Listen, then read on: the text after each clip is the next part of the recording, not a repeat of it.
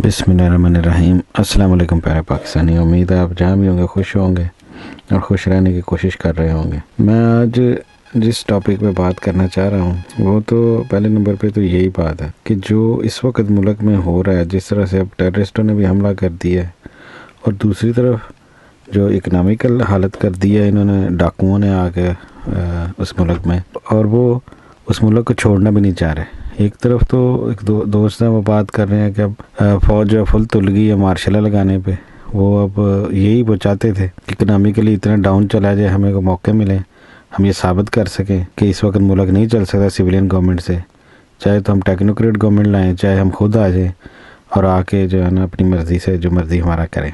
क्योंकि जो वादे किए गए हैं, ख़ासतौर पर जब तक ये रशिया की जंग चल रही है अमेरिका के साथ, कि इमरान खान को दोबारा नहीं आने देना, ऐसा बंदा यहाँ पे नहीं आने देना पाकिस्तान में कम से कम, कि जो आपका वफ़ादार ग़ुलाम पाकिस्तान है कि वो आपकी वफ़ादारी से निकल जाए, जो आपके और आपके कुत्तों का सबका वफ़ादार है, जिसमें इंडिया भी शामिल है, जिसमें इसराइल, सारे मिल मिला के इन सब का वफ़ादार है। तो इस वक्त जो सबसे ज़रूरी और अहम बात है वो ये है कि पार्लियामेंट से कुत्तों को निकाला जाए। जैसे कि कुएं में से जब तक कुत्ते को नहीं निकाला जाएगा, पानी जितना मर्जी निकालते रहें, कुछ नहीं हो सकता। मसला तो ये है कि अवाम को रिलीफ तभी मिलेगा जब पार्लियामेंट से ये डाकू कुत्ते निकलेंगे, जो जिनका काम सिर्फ भौंकना है। भौंकने के लिए उन्हें सारा मीडिया अपने साथ मिलाया हुआ है।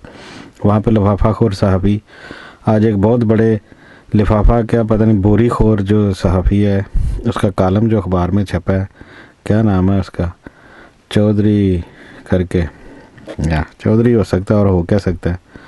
बहरहाल जी, उसने जो अब तारीफ़ों के पुल बांधे हैं जनाब ex chief of army staff जनाब बाजवा साहब के, सही पता चल रहा है कि फुल टीसी प्रोग्राम उसने चलाया है।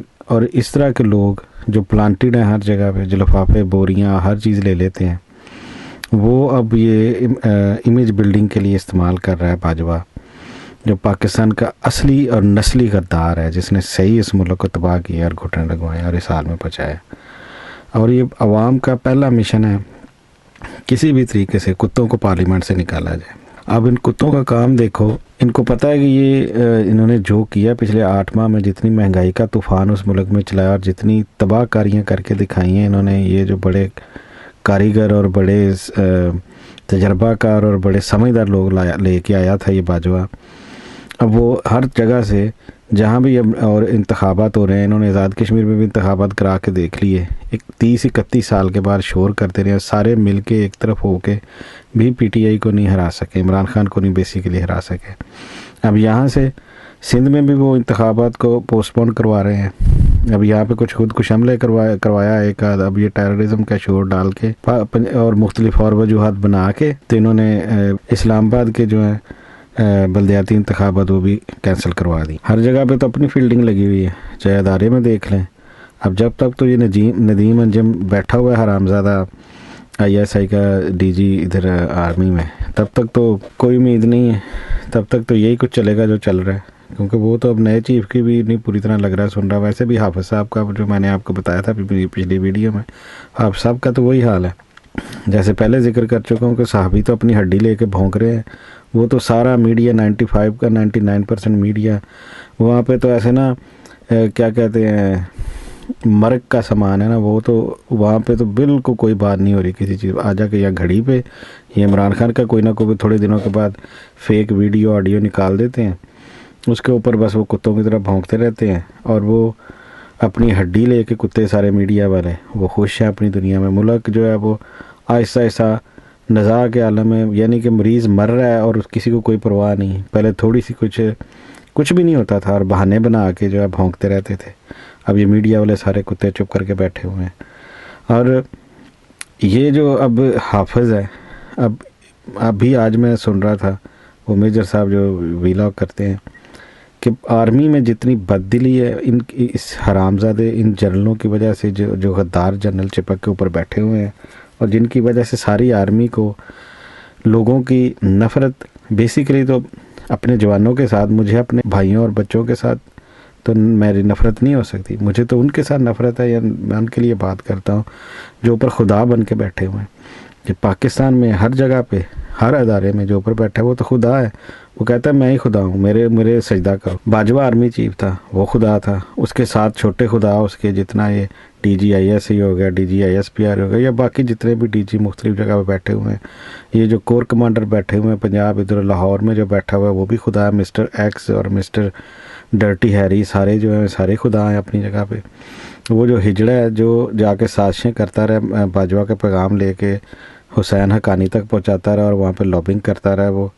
और मुझे उस वक़्त पता चल रहा था कि ये जो अमेरिका के चक्कर लगा रहा है इसके पीछे कोई गेम है, और वही आज साबित हो चुका है। आज इमरान खान ने भी अपने तकरीर में या इंटरव्यू में बता दिया कि सारी मिली भगत इस तरह से चल रही थी, पाकिस्तान का पैसा, अवाम का पैसा, टैक्स का।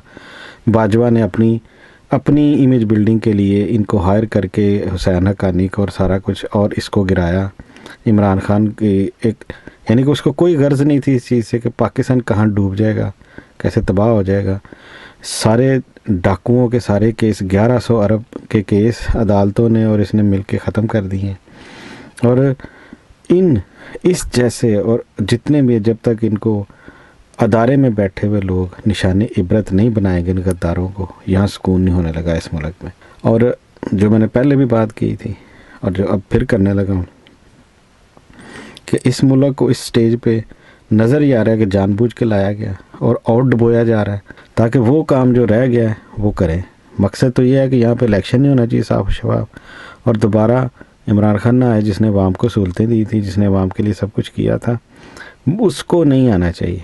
क्योंकि गद्दार जो है इनकी रोटियां बंद हो जाएंगी, इनको जो इनकी नस्लें हैं, इनके जो बच्चे बाहर पढ़ रहे हैं या इनकी जो वहाँ पे जायदादें हैं वो बंद हो जाएंगी। सिर्फ इधर अदारे में इस बड़े मिलिट्री इस्टेब्लिशमेंट में नहीं, अदालतों में बैठे हुए और ब्यूरोक्रेसी में बैठे हुए लोग, इन सब की औलादें और नस्लें बेनिफिशरी हैं। ये सब के सब किसी न किसी के पे रोल पे हैं, इंडिया से लेके बरतानिया से लेके इसराइल से लेके इसराइल तक तो फजलुर रहमान तक पहुंचा हुआ है।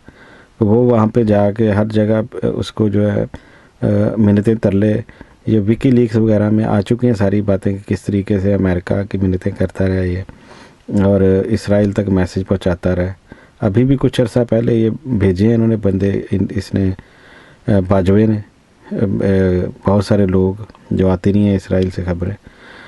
बेसिकली देखा जाए मुझे उसका कोई मसला नहीं है इस किस्म के, लेकिन मकसद यह है कि आप किस वक्त कौन सा काम कर रहे हैं और किस मकसद के लिए कर रहे हैं। आपका कोई मकसद नहीं कि पाकिस्तान के लिए बेहतर, आपका मकसद है कि मैं यहाँ पे मार्शल लगा कर मैं जो मर्ज़ी करूँ, मुझे कोई ना रोके और मुझे सपोर्ट मिले। ये है सारी गेम। इसके साथ ही मैं आपका शुक्रिया, आपने मेरी बात सुनी या सुनते हैं, और ये रिक्वेस्ट भी करूँगा कि अगर आपको अच्छी लगे अपने दूसरे दोस्तों को भी बताएं और सब्सक्राइब करें, लाइक करें। पाकिस्तान जिंदाबाद, पाकिस्तानी कौम पाइंदाबाद।